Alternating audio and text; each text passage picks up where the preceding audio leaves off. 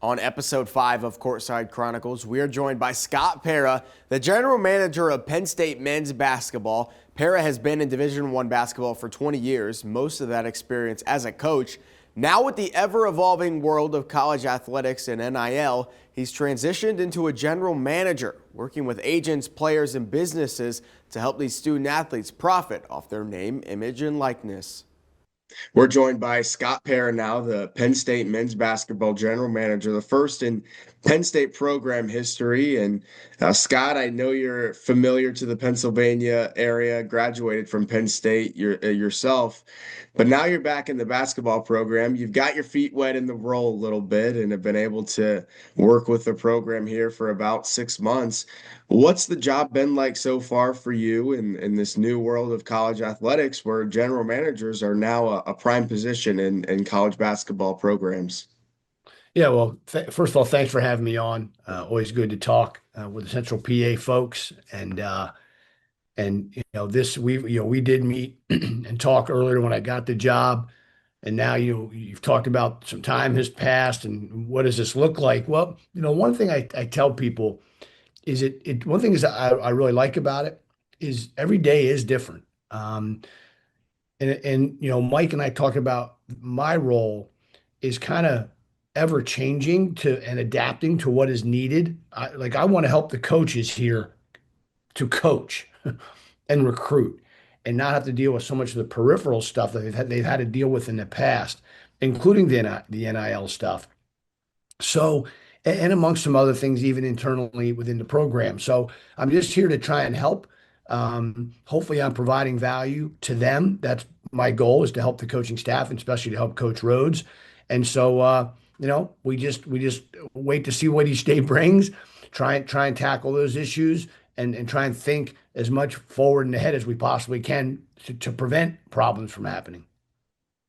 The head coach, it seemed like previously was kind of always at least still in charge of running the recruiting and running, who goes where to scout and all these different things. What does that look like now between you and Mike? How much are you guys kind of collaborating in this effort to decipher, where the scouting is happening and where you're going maybe to visit players or he's going to visit players? How are you guys collaborating on that together now? Yeah, so in terms of their recruiting, the assistant coaches and Coach Rhodes do the on phone, in person, see kids recruiting. What I'm here to help with is when this portal opens, what positions of need do we have? What lists can I create to help the jobs be easier for the assistants? What agents can I get to know ahead of time because that's who you're talking to try and help them with that. If there is high school stuff involved, then that might be me talking to the family or an agent about negotiations of money, but they handle all the direct recruiting of it. I'm just trying to help prepare, especially here in the next couple months. I'll be pretty busy, building and forming lists to try and help them and make their job easier. On it. In terms of, you talk about the agents, what does that look like from your perspective? Because again, you spend 20 years in coaching yourself. You might not have, and especially, since NIL hasn't been a thing until the past 3 years now, you probably didn't have those contacts. What's it been like to develop those contacts and just reach out to those sides of the business to help negotiate and bring players Well, to Penn State? well, fortunately, I lived all over the country. I've coached some guys that play in the NBA. There are a lot of agencies and agents. I have some relationships, or at least their numbers in my phone, and they know who I am. Others too are some young guys popping up that are, maybe thought they wanted to be coaches and seeked advice from me, and I build a relationship with them. Now they're actually representing players, so I actually have those relationships too, which has been kind of cool of them kind of tipping me off to some guys that might come available or players that they're representing. So it's just trying to use that experience that you talked about. Obviously, Coach, Mike, he has a ton as well, and Jamal and Brent and Taylor and Joe do as well. So we just try and all kind of pour these connections and relationships into a pot here and make sure we're always constantly trying to stay in touch with those folks.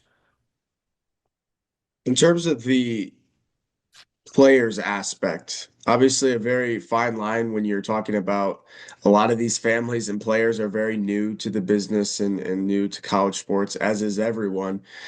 What are you looking for in terms of a player when you try to go out and recruit and bring them here to Penn State? That's a really good question. Number one is what fits Coach Rhodes? Um, what fits the profile of player and person that he wants in this program?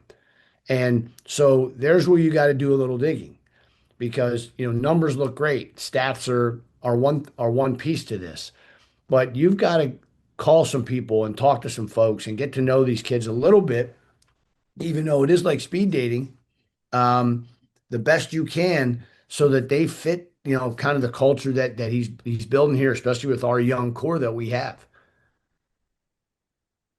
In your terms of yourself as well, it's an ever changing position, ever-changing world that college athletics is. What is something that's maybe surprised you in the first few months here about the position? Anything that's kind of shocked you that stands out? Well, part of it is nothing because who knows what is next in this craziness.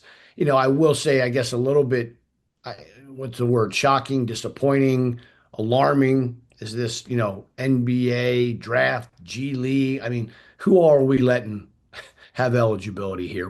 And I listened to Coach Izzo the other night, and he was just terrific. Like I think he spoke for so many of us and so many folks in this in terms of how we feel about it. But then the counter is, if there aren't rules against it, then take advantage of them, I Hey, guess. yeah, Tom Izzo has been, and I think he always is. He's a very good and outspoken person about his beliefs and thoughts, and he tends to drive, I feel like, a lot of people with him. When you hear one of the prominent college coaches, give his voice about that, is it I guess a little concerning that that side and maybe voice doesn't really seem to be heard because again, there's no rule in place. What do you think? What do you think about his opinion and in view of all of this? Well, number one, he's probably as respected as any guy in the business. So when he speaks, I know people listen. And does that mean it'll foster some change? I don't know, but I think Coach Calipari then made some statements. I think Matt Painter has as well. I mean, these guys are guardians of the game, right? They're the elite coaches in our business, and I can only hope that somebody's listening to them, because that's who people should be listening to. Look, they want to win as much as everybody else too, but they don't want to see the game just turn into a circus. And unfortunately, here in these last couple of years, it's been hard to keep the tent over what is becoming a circus or part-time circus at times in this business.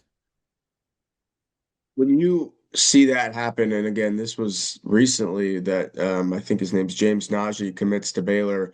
Uh, What are the conversations between both you and your coaching staff? I mean, because I'm sure it warrants a conversation in terms of, like you mentioned, if this is something that is allowed, well, the only way to kind of push through it and accept it is, hey, it's fair game. What was that conversation like between the coaching staff, just in terms of everyone's initial reactions? A lot of what are we doing here? Like where does this stop? Um, and of course, X or Twitter, whatever you call it, is kind of undefeated in the jokes, right? In terms of who has eligibility and I saw some coaches make remarks about, yeah, he'd like to have a 36-year-old, veteran on his team as well. Nobody knows, Caleb. Nobody knows. Nobody. That's probably the hardest, frustrating part internally here, and I'm sure at 90% of the offices around the country is nobody knows what the guardrails are, what is next, and I guess you just some places will just keep pushing the boundaries until somebody says no. When you guys look at a situation like that, and in terms of allowing a player that has been drafted and into back into college basketball. Actually, I'm not sure he has been into college basketball. I think he was Yeah, playing internationally, if I'm not I mistaken. think, and he got drafted in. Yeah. Right. Okay. What do you see, maybe from your own perspective?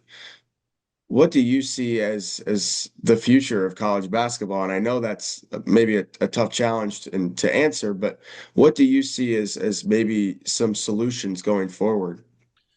I think if I had those answers, I'd be the czar of college hoops, not the GM at Penn State.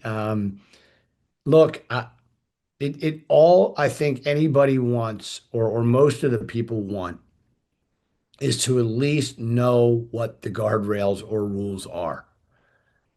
There can't be none. Like the NIL turned into a mess because it wasn't NIL. It was pay for play.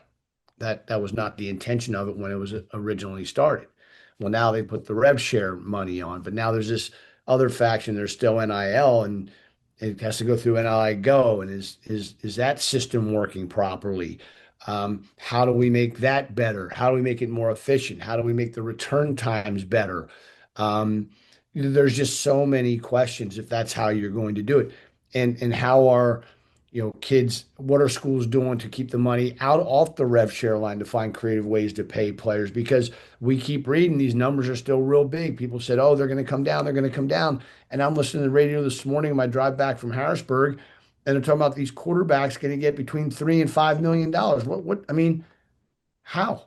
So what is that going through NIL Go? That's not going to be there all. They're not going to give 5 million of their 15 million or whatever they're allotted to one player.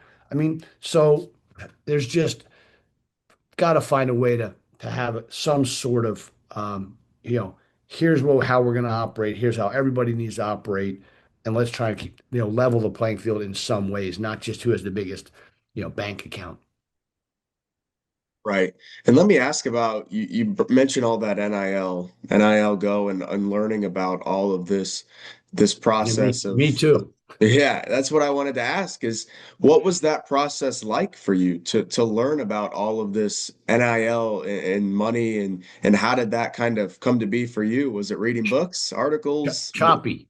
uh, a lot of articles, a lot of different opinions, a lot of some of it facts of how they wanted it to look.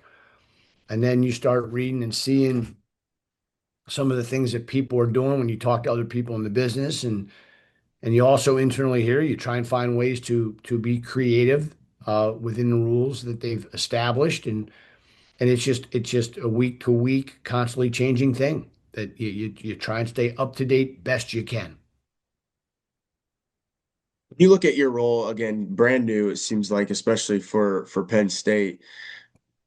Going forward, and obviously you still got quite a bit of the Big Ten season here left for you guys, but what are you hoping to accomplish not only for the roster, but also just for the program? How are you hoping to continue to build the program here at Penn State? Yeah, that's a great question too. Like, look, I want to do what Mike feels is the best way to build on what they've done. In other words, we have a really solid core of young guys. So my number one thing is A, we have to keep them. B, how do we do that? What is our total salary pool? And then what pieces do we need and how do we add them to take this program from whatever wins we have this year to, an NCAA caliber team next year? That is the goal. That's what I focus on every day. Mike and I and the staff talk about all the time. And, that's where a lot of my energy spent. I love that. And you talk about adding the pieces, growing the team, growing the roster to what Mike needs. What about the culture? Because I know we talked a little bit about that in the summer as well. What do you and Mike kind of emphasize here as the culture of the team and the program that you're building? Yeah, I think the number one thing he's looking for is guys that want to win. They want to be really good competitors, really tough-minded kids, but they care about winning. Um, they care about more than just their stats, their personal situation. They care about their teammates. He wants guys that represent this university. at the highest level. And I believe we have that. And the staff has done an amazing job of this freshman class of kids that check those boxes. So if we can keep now, build another, including the freshmen we have signed, but also add some portal pieces that fit those boxes as well. You'll see a big jump in a short period of time. I kind of tell Mike all the time, and through the rocky road that this year is going to present because you're so young, is the portal can provide and can turn things quickly as well. As long as we keep this core and build around, the Cadens and the Mellies and the Masons and the Ivans that we have, that's going to be a huge key. We also talked a little bit in the summer about basically your whole career from coaching in high school to coaching in Los Angeles and obviously Arizona State to UPenn to Rice to here now. I do want to ask just how much you're enjoying this role because it's about 6 months in, and I know we talked about being able to return to where you graduated and being close to home. So, how much are you enjoying this role here with Penn State? So here's because I've been asked this before by a bunch of people that know me well. There are so many things about it that I like. I like that days are different. I like challenges. I like to be able to solve problems and with and keep my head about it and analyze, use experience to help solve problems. I love working with Mike. I love being at Penn State. There's a but. I do miss I miss coaching. There's so many parts of it I miss. I wasn't sure how much I would or wouldn't, and I found that I do. But I'm very happy in what I'm doing and just again, I just want to add value here every day and help the best way I can to make it easier for these guys. Absolutely. Let me ask you, I mean, 20 years in coaching, it's absolutely understandable that you're going to miss that part of your life. What is it, and maybe what are some of the things that you do miss and kind of the itch? What is the itch for you in terms of coaching? Well, that's a pretty long list because number one, I think I just miss being be able to impact kids in a different way. Through coaching. Um, I miss too. I do miss like, people talk about the stress of coaching, the pressure, but I kind of, you're wired that way. I enjoyed that, I miss the competition of the games, practices as well. But again, that goes back to the players, impacting the kids. And the same way too, my relationship is different as a GM with the staff than it was as the head coach with the staff. So there's just a bunch of things that I miss about it, but also a bunch of things I enjoy about doing this. Well, I just want to ask you, the sky is the limit, it seems like in this role. And as much as you might miss coaching, what would you say here is the next goal, I guess, for you in the next 6 to 12 months? And we maybe hit on a couple of the points of what it might be, but your goal for Penn State here in the next 6 to 12 months. To help them acquire or get the best possible team to make this a consistently winning program for Mike. That's it. That's my charge every morning when I wake up. And that won't change in 6 weeks, 6 months, or whatever amount of time I'm here. Para is the first general manager in Penn State men's basketball history, a role that will continue developing as the business of college sports continues growing. Reporting in studio for Courtside Chronicles, I'm Caleb Nixon.